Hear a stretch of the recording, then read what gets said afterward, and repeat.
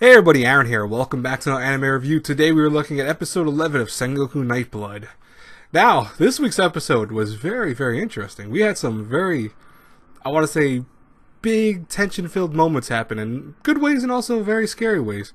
So we saw the Yakuma base where that thing was actually nightmare fuel. Like, it reminded me almost, not on the same level as Berserk, mind you, like, the whole kind of clips, but how they went there and, even the sky became really dark and how all these creatures started coming out and this one giant one came out.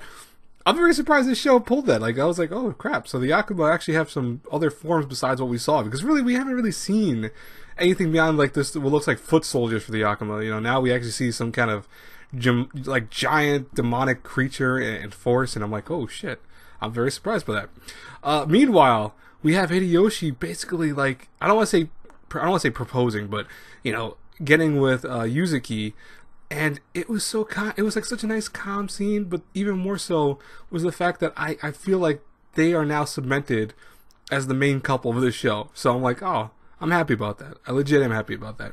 In terms of anything else happening this week, though, I really don't have very much still to say about it. I mean, it was a kind of, ho-hum episode beside that. Nothing we've really seen outside of what we usually get. We're having this kind of like final onslaught beginning with, the Yakuma base being attacked now, finally.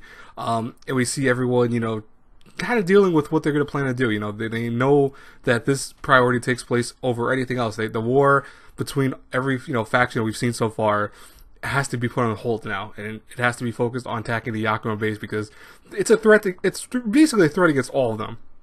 So for them, they have to shut this thing down before it gets too, too out of hand. And I think Yuzuki is going to play a very key role in it, whether she believes it or not.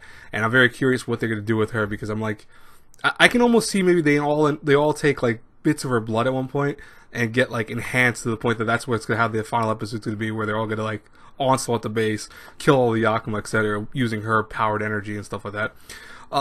But what do you guys think is going to happen with the last, the final episode, which I believe is next week? I don't think this is a 13 episode show. I think it's only 12. If I'm wrong, then kind of ignore everything I just said about the last episode maybe next week.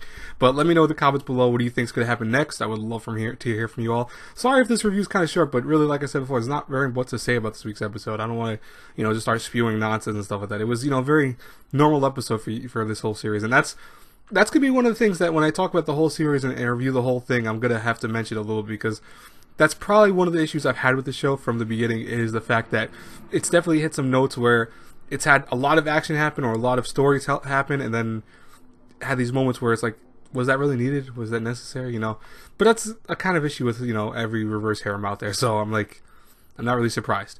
But anyways, I will see you guys in the next review. Have a great, blessed day, everyone. God bless you all. Bye-bye.